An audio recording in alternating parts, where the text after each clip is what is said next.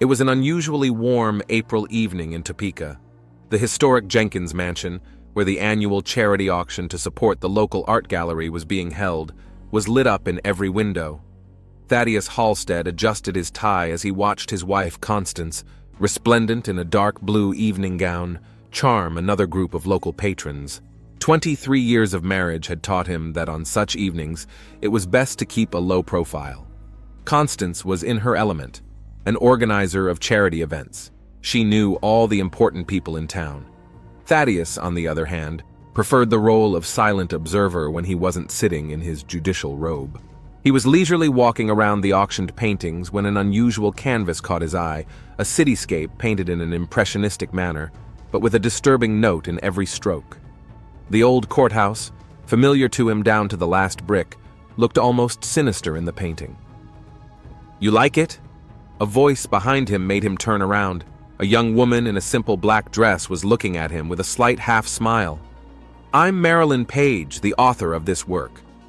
Thaddeus didn't immediately find himself with an answer. There was something appealing about her not classic beauty, but some inner strength peering through her large brown eyes. "An unusual view of our court," he finally pronounced. "I spend most of my life there, but I've never seen it so unsettling." "So you're Judge Halstead?" She tilted her head slightly. "I see you there often, drawing sketches during breaks between classes at the studio." Their conversation was interrupted by Constance's loud voice announcing the start of bidding. Thaddeus, not expecting himself, placed the final bid on Marilyn's painting. For the next few weeks, he often caught himself looking at the painting in his office. And then he began to notice her herself. She was indeed often in the courthouse, sat with a sketchbook on a bench in the park across the street. Casual glances turned into short conversations, conversations into long walks after work. Marilyn was unlike the women in his circle. She talked about contemporary art with the same passion with which he once, in his youth, argued about law and justice. At 26, she was already teaching in an art studio, and her work was beginning to be noticed outside of Kansas. Thaddeus realized that their meetings were becoming less and less casual. A small cafe 2 blocks from the courthouse where they could talk for hours about art and life. Short walks at dusk through quiet streets. He tried not to think about how it looked from the outside, the honorable judge and the young artist. Her brother Ashton, whom they had once encountered in a supermarket, had given him a look that made Thaddeus feel like a criminal in the dock. Marilyn later said that her brother, a successful IT guy, had replaced her parents after they died in a car accident and was now overprotective. By the end of May, Thaddeus could no longer imagine his days without these meetings. Constance was too busy preparing for the summer charity season to notice the changes in her husband, and Topeka, despite its size, kept enough secluded places for those who wished to go unnoticed. But sometimes, when returning home late in the evening, Thaddeus would catch odd glances, as if someone was watching him from the darkness. He put it down to his imagination and remorse. After all, he was too engrossed in his unexpected affair to think seriously about the danger. The summer heat covered Topeka with a sweltering blanket. Thaddeus found himself losing concentration more and more often during court hearings, his thoughts invariably returning to Marilyn. Their meetings became more frequent and daring. Now they traveled to neighboring towns where no one knew them. In Lawrence, an hour's drive from Topeka, there was a small contemporary art gallery that became their refuge. On one such day, Marilyn confessed that she had never felt so alive. She talked about her childhood, about her parents who had died 10 years ago, about how her brother Ashton had taken it upon himself to take care of her, abandoning his own plans for her education. Thaddeus listened, realizing that this fragile girl had long since ceased to be a mere infatuation for him. At home, the atmosphere was becoming increasingly tense. Constance, usually absorbed in her charitable work, became more attentive and suspicious. One evening, she met her husband with a question about the strange calls, after which he was going somewhere urgently. "You've changed, Ted," she said, scrutinizing his face. "I can't remember the last time you came to my events. People are starting to ask questions." He shrugged off the work stuff, but sensed his wife didn't believe him. In 23 years of marriage, they had learned to read each other's lies. Marilyn, too, was feeling the growing pressure. Ashton, noticing her frequent absences and mysterious phone calls, began to take a persistent interest in her personal life. During a family dinner in their small apartment above the art studio, he asked directly about her relationship with Judge Halstead. "I've seen you two together." His voice sounded unaccustomedly cold. "Do you realize what you're getting into? He's married, Mayor, and he's 30 years older than you." "It's none of your business, Ash." She raised her voice at her brother for the first time. "I'm not the little girl you need to protect anymore." "No, it is mine. I didn't raise you to be the mistress of a married man. It could ruin your career. Do you think the local art community will accept you after such a scandal?" After this conversation, Marilyn noticed that her brother had started following her. She saw his car parked near where she and Thaddeus were meeting. Several times she'd noticed his silhouette in the crowd when she and the judge strolled through town. But Ashton wasn't the only one keeping tabs on the lovers. One day, Thaddeus found an envelope on his desk without a stamp or return address. Inside were pictures. He and Marilyn in various places in the city, in a cafe, in a park, entering a hotel in Lawrence. Attached to the pictures was a short note. "The judge must be impeccable, or everyone will find out." He didn't tell Marilyn about the threats, but he became more cautious. Now each of their meetings became a carefully planned operation. They changed places, times, routes, but the feeling of surveillance never went away. In mid-July, Thaddeus received an important case, a major fraud involving several prominent Topeka businessmen. Immersed in the materials, he stayed late in his office more and more often. Marilyn would bring him coffee, and they would spend brief moments together in the quiet of his office when the courthouse was empty. On one such evening, Constance arrived unexpectedly to pick up her husband. Marilyn had barely had time to slip out the back door, but she had forgotten her scarf, a light silk scarf with a distinctive pattern that Thaddeus had brought her from Kansas City. Constance spotted it, tossed carelessly over the back of a chair. "Whose is it?" she asked, and there was a tone of metal in her voice. "I have no idea. Some visitor must have forgotten," Thaddeus replied, feeling his mouth dry up. Constance silently put the scarf in her bag. From that evening on, she began showing up unannounced at the courthouse, ostensibly on business for her foundation. Her small talk with secretaries and clerks began to feel more like interrogations. And then the anonymous letters began. They came to both Marilyn and Thaddeus. Someone methodically documented their every meeting, every phone call, every look. The photos became more intimate, the notes more threatening. Ashton noticed the changes in his sister, too. She lost weight, became nervous, sat for hours at the window of her studio, staring into the darkness. Her paintings, usually bright and cheerful, took on a somber, disturbing character. "This must stop," he told her during another quarrel. "You're ruining yourself, Mayor, and him too." "I love him," she said the words aloud for the first time. "And he loves me. We'll find a way out." But there was no way out. The circle was closing tighter and tighter, and they could both feel it. Thaddeus was beginning to seriously consider divorce, realizing it could cost him his career. Marilyn talked about moving to another city where they could start over. What they didn't know was that someone else had very different plans for their future, plans that had no room for a happy ending. It had been an unusually rainy August in Topeka, and Thaddeus Halstead was looking out his office window at the wet streets when his secretary brought in another envelope with no return address. Inside, he found photos from his last meeting with Marilyn at a motel on the outskirts of Lawrence and a note, "Last warning, you have 1 week to stop this outrage."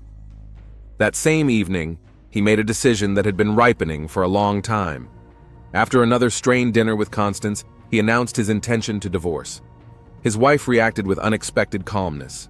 "I know all about it, Ted," she said, folding her napkin neatly. "About your girl, about your meetings, about how you dishonored our name. Do you know how many people are already whispering behind my back? You think I don't see those stares at the fundraisers? Constance, No, let me finish. For 23 years, I've been an impeccable wife. I created your image in this town. Without me, you would never have become a county judge. And now you want to ruin it all for an affair with a girl who could be your daughter?" "It's not an affair," Thaddeus raised his voice at her for the first time in years. "I love her, and I'm tired of pretending." Constance laughed cold and mirthless. "Love? At your age? She's using you, you fool. And when she gets what she wants, she'll throw it away like a used napkin. I'm filing for divorce. Tomorrow.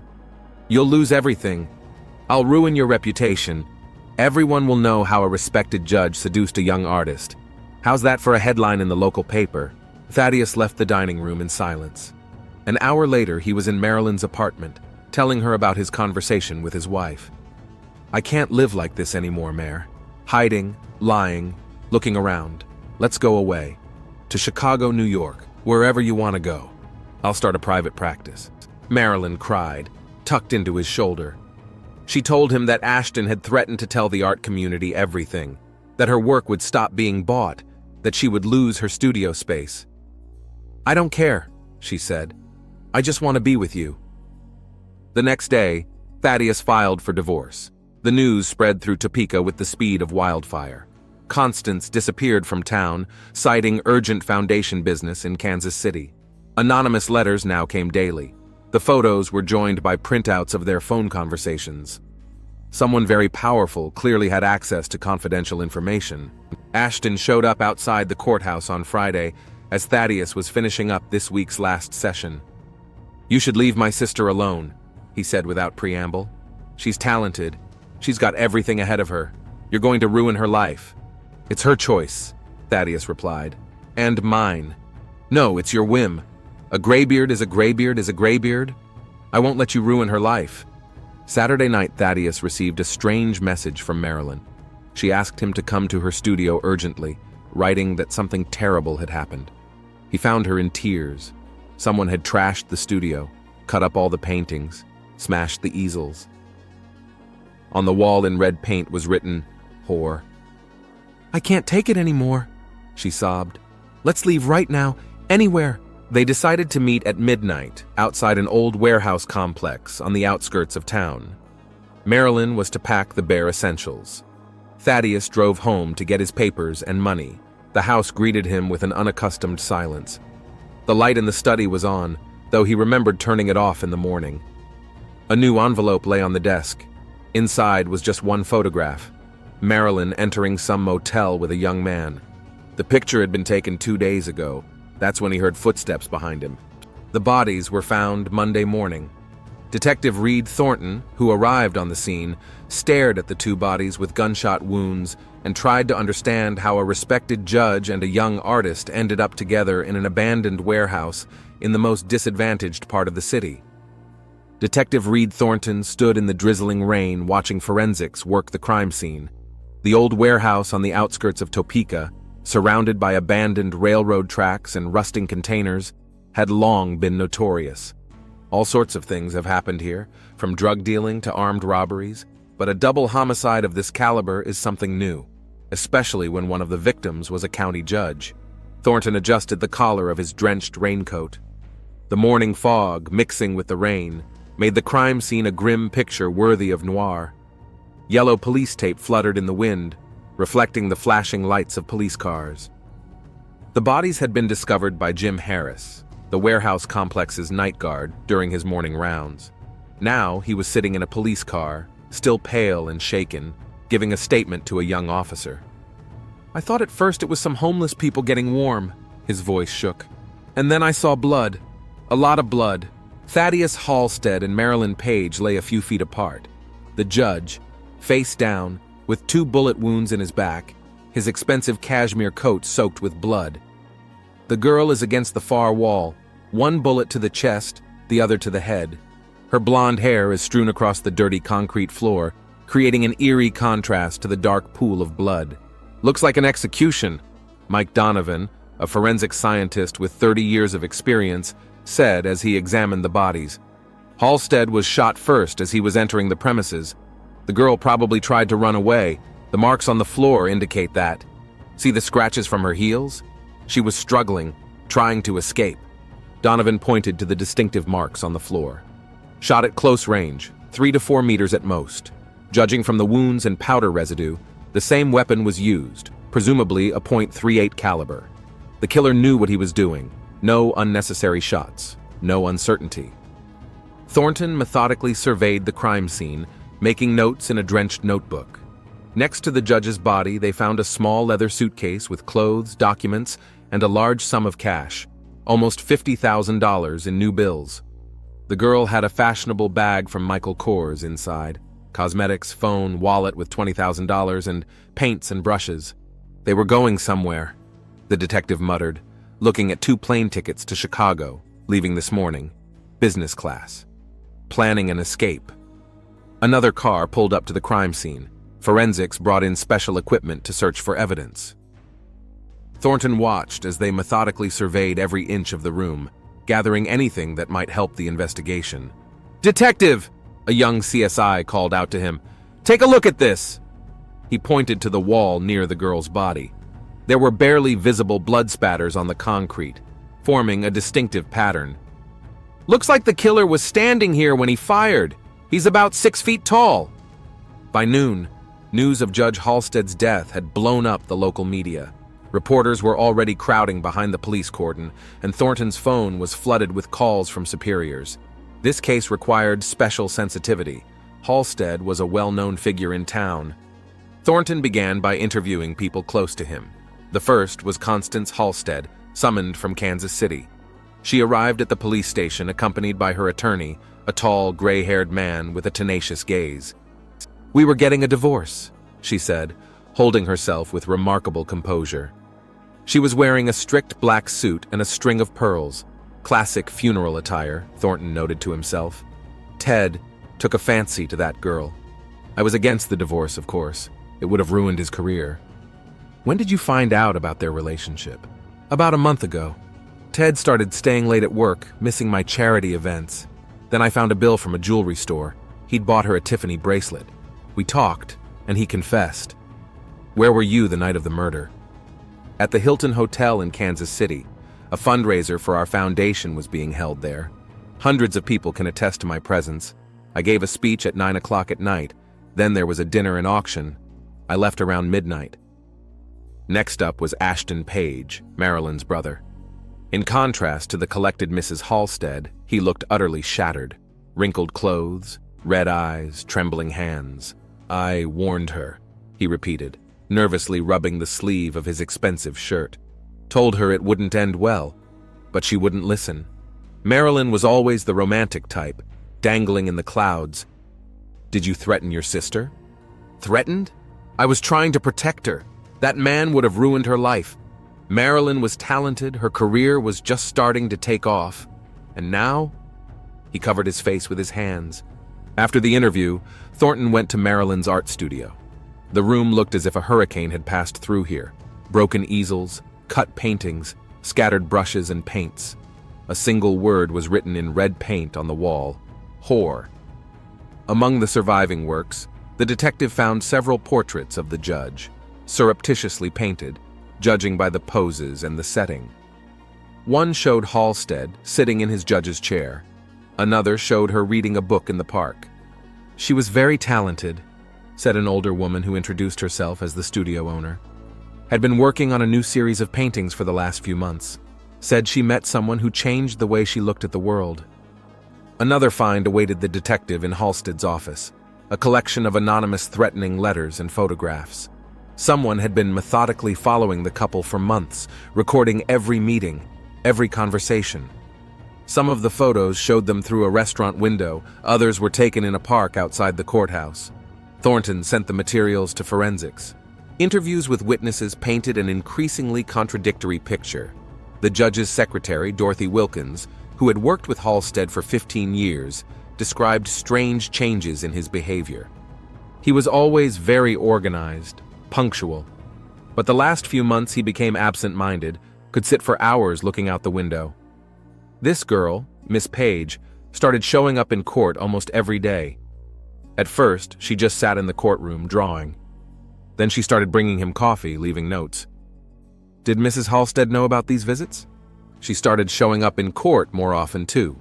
Observed. Once I heard her and her husband arguing in his office. She was yelling something about reputation, about how he was going to ruin everything. Marilyn's students at the art studio also noticed a change in their instructor. She became sort of spiritualized, said Junior Sarah Johnson. Talked about a new vision, how important it was to follow your heart. But she kept looking around like she was afraid to see someone. And then she started canceling classes because she wasn't feeling well. The owner of the cafe across the street from the court recalled that the judge and the artist often met at his place. They would sit at the far table by the window, could talk for hours, hardly touching their food. She always brought a sketchbook with her. I saw one of her sketches once, a portrait of a judge, very accurate but kind of sad. After a week of investigation, Thornton began to put the big picture together. In his office, the entire wall was hung with photographs, notes, forensic results. The affair between the judge and the artist had lasted about 3 months. Someone found out about it and started blackmailing both of them.